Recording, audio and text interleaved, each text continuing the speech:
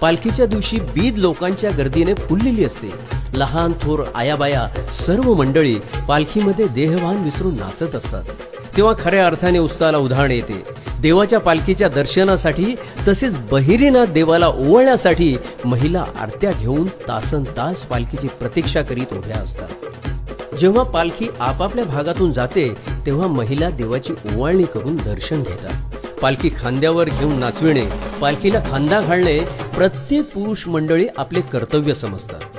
पालखी कुठेही रेंगाळत नाही तर अतिशय सहजतेने खांदा पालट होत नॉन स्टॉप पुढे सरकत राहते। पालखी गावाच्या मधून जाऊन गावदेवी मंदिरापर्यंत नेली जाते। पालखी परत येऊन देवघरातील अंगणातील जागेत स्थानापन्न होते। भक्तीचा मांगल्याचा अनुभव घेत मध्यरात्रीपर्यंत गोंधळ जागरणाचा कार्यक्रम चालतो।